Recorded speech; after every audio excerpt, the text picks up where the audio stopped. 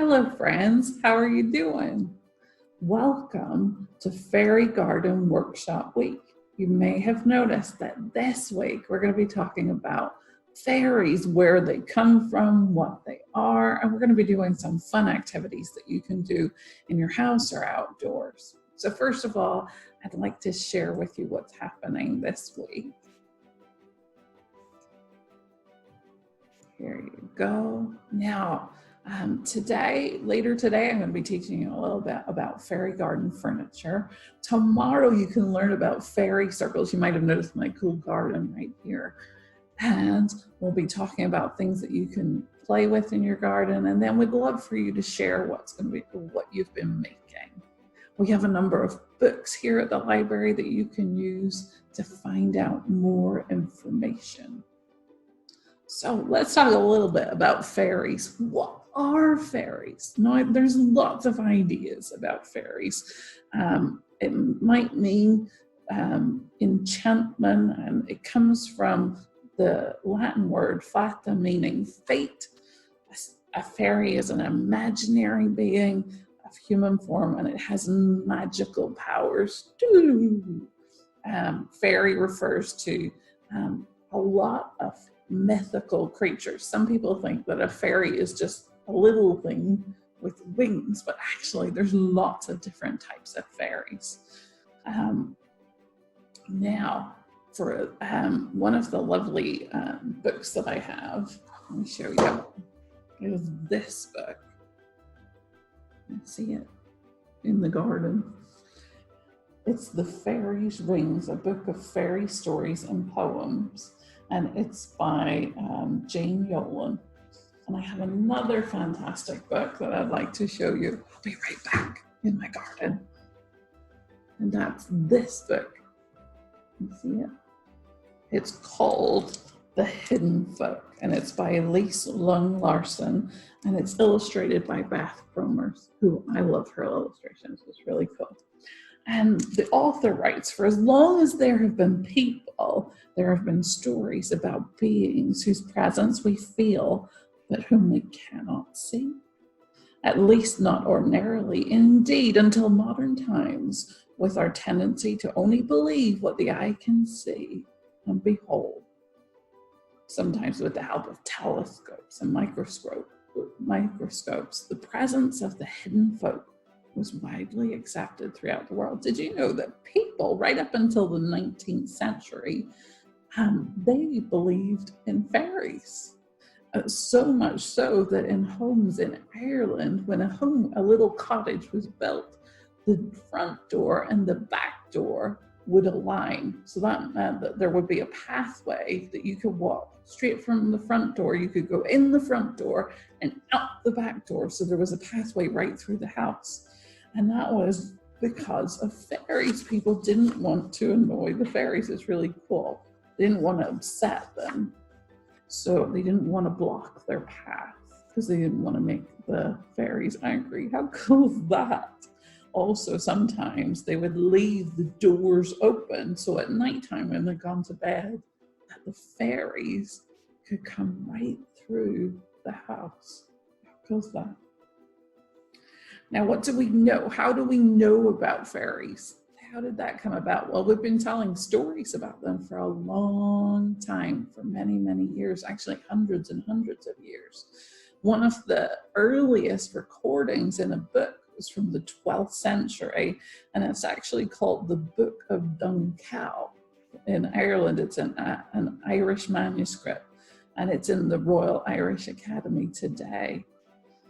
And it mentions a fairy queen in one of its stories.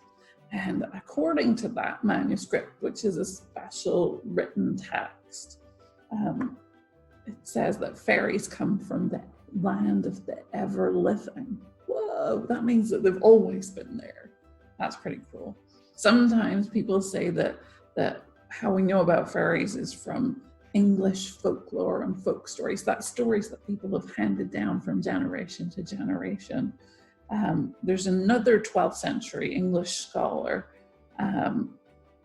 that traveled about, and he collected stories that explained the marvels of the world, how nature, how flowers were made and how hills formed.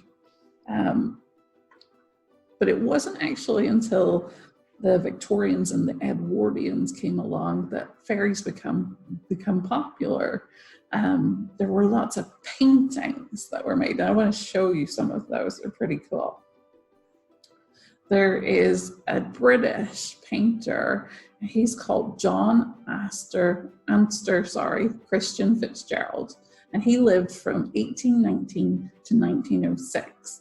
And here's one of his famous paintings. It's called Cat Among the Fairies. And he loved painting mythical creatures, things that enchanted him.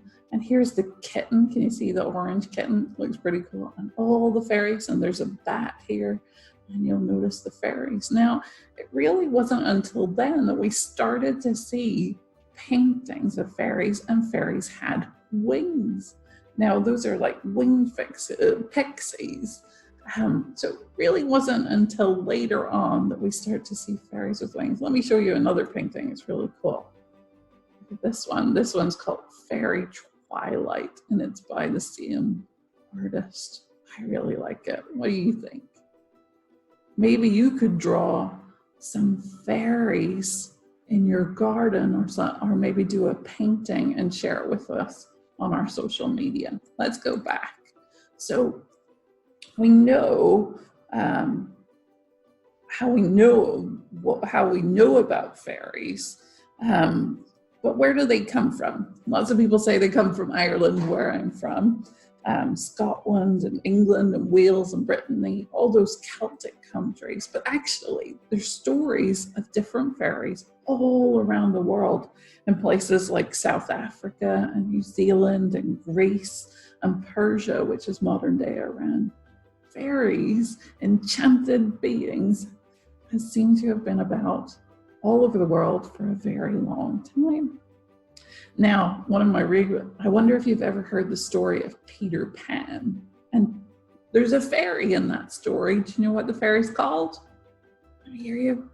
Yeah, Tinkerbell.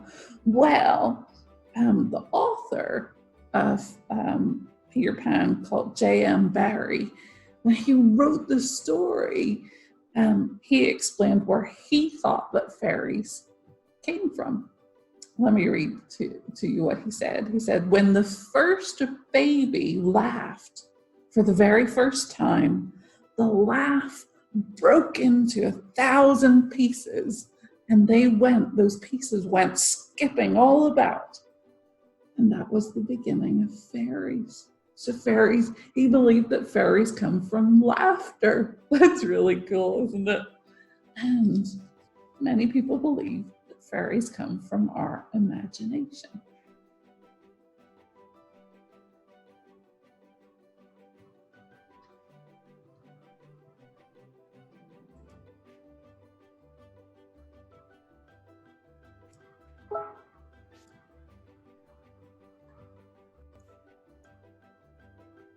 So our next part is, what do they look like?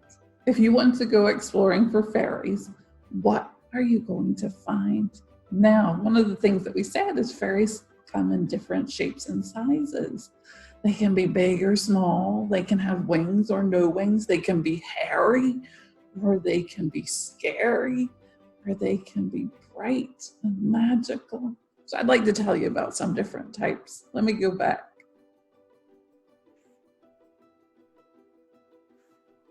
Here we go. So what do fairies look like? Now, there are many different types of fairy. For example, one called a ballybog. Isn't that great? Ballybogs come from where I come from. And ballybogs are ancient peat fairies. Peat is a type of soil packed in together, and people would dry it and then use it to burn in their fires. And so a ballybog is an ancient peat fairy, and it's very ugly in appearance.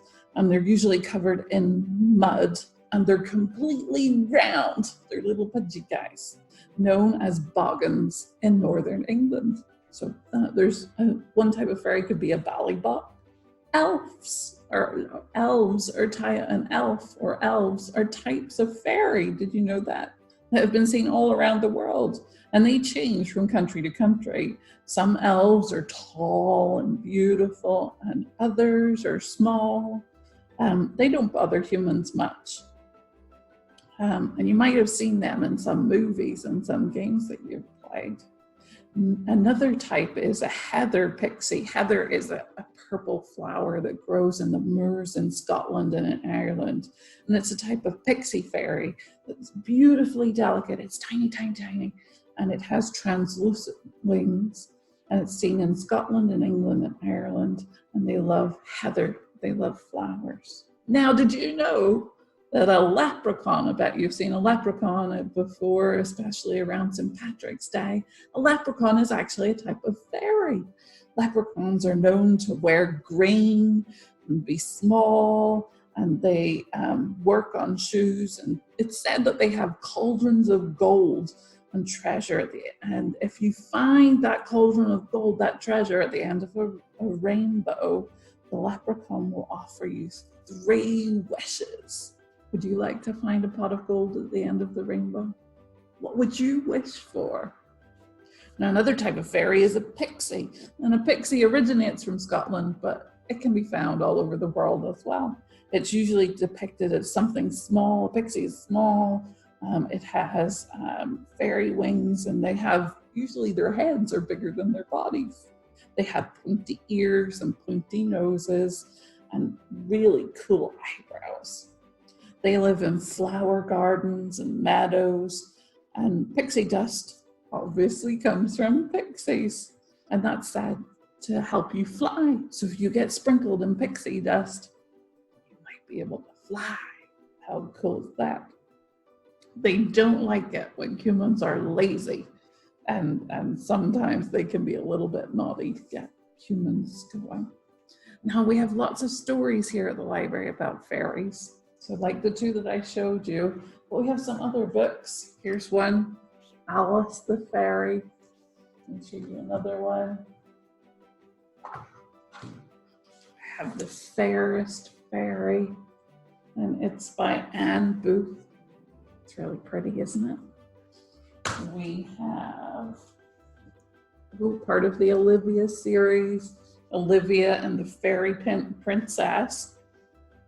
And these books are available through our curbside pickup. So you can ask Mom or Dad or whoever looks after you to give us a call and to place some books on hold about fairies so that you can do more investigating. Now, you do have to have a library card for curbside pickup, but there's some stuff that you don't need a library card for. For example, if you've missed doing crafts here at the library, you can pick up a take and make kit. This week, you can make a unicorn kite. Previous weeks, we've made paper plate dragons, and we've made summer bug magnets. How cool is that? So keep watching our social media to find out more about what you can do each week. And tune in tomorrow for some more fairy fun. See you later, guys.